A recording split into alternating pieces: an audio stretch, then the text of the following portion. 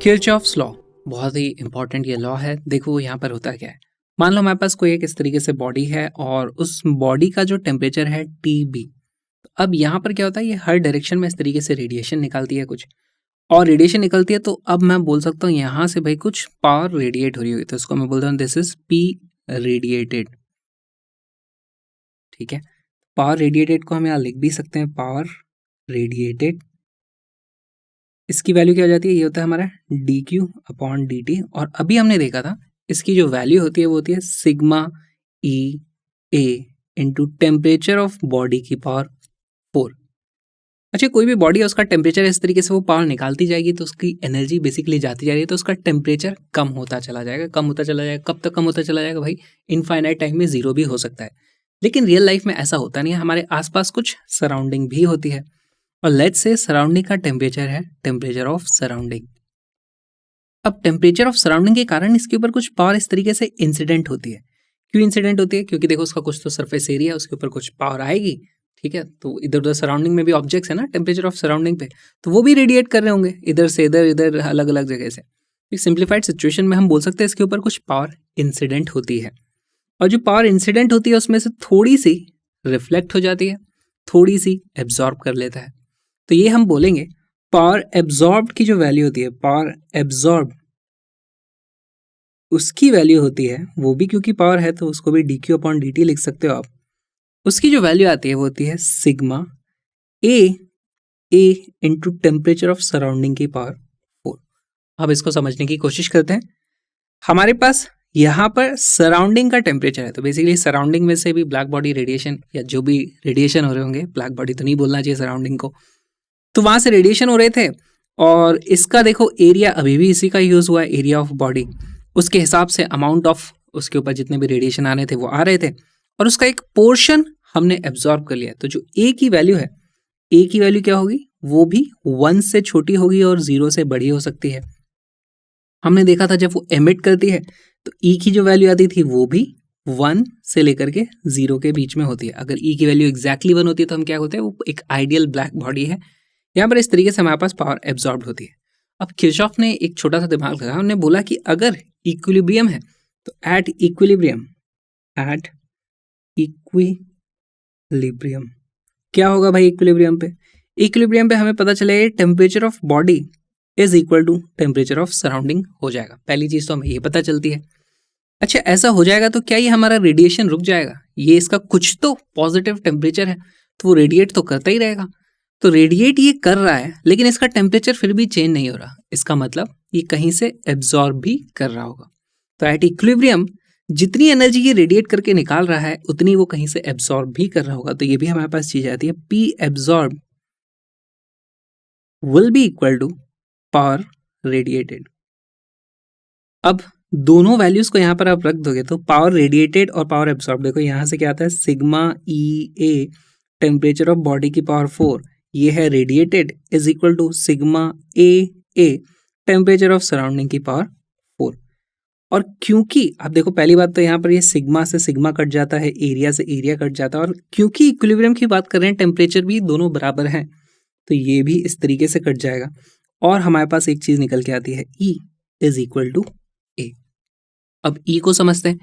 E वो value थी कि ब्लैक बॉडी जितना रेडिएट करती है उसका एक छोटा सा पार्ट हमारी ग्रे बॉडी रेडिएट करती है, तो E की वैल्यू हमारे पास 0 से 1 के बीच में आती है।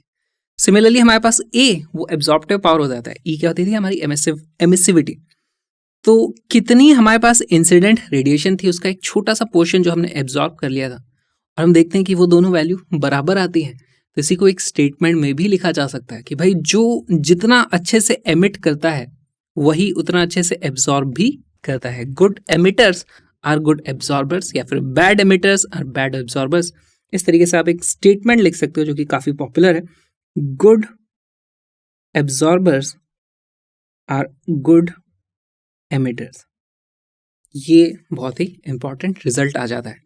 अच्छा, हमने एक चीज तो देख ली कि हमारे पास जब भी A की वैल्यू होगी वो हमेशा E के बराबर होगी, लेकिन अगर मैं बोलूँ इसकी वैल्यू 1 है तो इसका मतलब हम क्या समझते हैं, इसका मतलब देखो हमारी जो पावर रेडिएटेड है उसमें अगर E की वैल्यू 1 हो जाती है तो ये क्या हो जाता है हमारा ब्लैक बॉडी रेडिएशन के बराबर। तो इसका मतलब हमारे पास ये ब्लैक बॉडी हो जाएगी।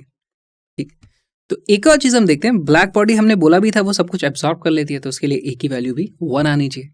चलो इसका उल्टा सोचते हैं, अगर हमारे पास ए की वैल्यू ई की वैल्यू के जो हमेशा बराबर होती है, अगर इसकी वैल्यू 0 आती है तो इसका मतलब क्या हुआ?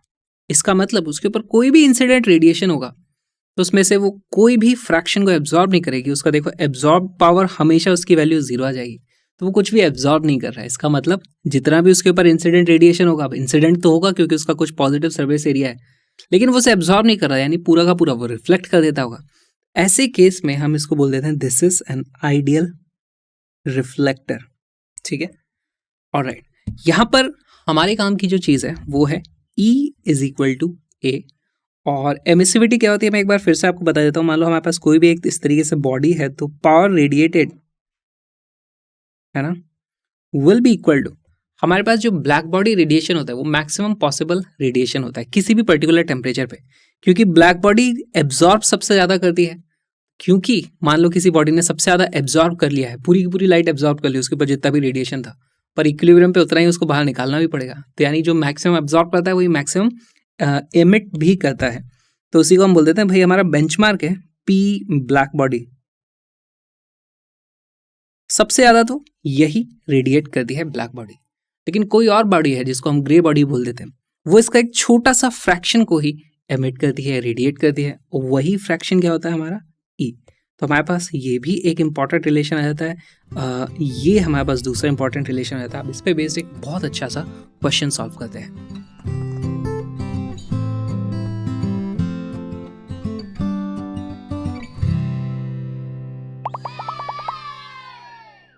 A spherical body suspended in space needs 100 watt power to maintain its temperature। इसका मतलब क्या है? मान लो हमारे पास ये बॉडी है जो स्पेस में है, तो इसका कुछ टेम्परेचर होगा और उस टेम्परेचर के हिसाब से यहाँ पर कुछ रेडिएशन होंगे, और रेडिएशन होंगे तो उसका टेम्परेचर गिर जाएगा, तो उसको टेम्परेचर मेंटेन करने के लिए 100 वाट की पावर लगती है। इससे हम ये समझ सकते हैं कि यहाँ से जितनी एनर्जी रेडिएट हो रही होगी, अगर टेम्परेचर कांस्टेंट है तो जितनी अंदर आ रही है एनर्जी उतनी बाहर जा रही होगी। तो हमारे पास पता चल जाता है ये जितना रेडिएट कर रहा है वो है 100 watt. Half of it is painted black, it needs 200 watt power to maintain the same temperature। अब उसका हाफ पार्ट को हमने ब्लैक इस तरीके से पेंट कर दिया, तो अब हमारे पास ये बन जाता है। और ब्लैक क्योंकि हमने पेंट कर दिया तो मान के चलेंगे कि भाई इस ब्लैक वाले पार्ट की एमिसिविटी की वैल्यू 1 होती है। ठीक है, what is the emissivity of the body without paint, तो इसकी एमिसिविटी कितनी थी? तो ये बहुत ही अच्छा सवाल बन जाता है। अब आप इसको सॉल्व करने की कोशिश करो। हमें यहाँ पर एक चीज यूज करनी है, पावर रेडिएटेड, उसकी जो वैल्यू होती है वो होती है E times of power radiated by black body, black body. अब वीडियो को पॉज करो, क्वेश्चन को सॉल्व करो।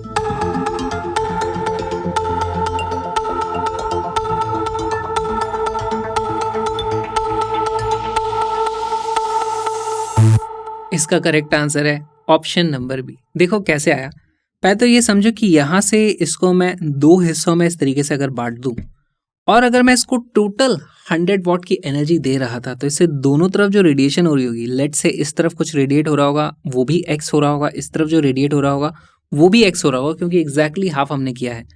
और क्योंकि इसको जो अंदर हम एनर्जी दे रहे थे वो थी 100 वाट, तो मैं क्या लिख सकता हूँ यहाँ से 2x इज इक्वल टू 100 वाट। यहाँ से x की वैल्यू आ जाती है हमारे पास 50 वाट। अच्छा, x थी हमारे पास पावर रेडिएटेड, तो ये जो x की वैल्यू है वो एक्चुअली हो जाएगी E times power radiated by black body. तो x is equal to E times power radiated by black body. फिर उसके बाद क्या हुआ, हमने टेम्परेचर को सेम रखते हुए इसको ब्लैक पेंट कर दिया।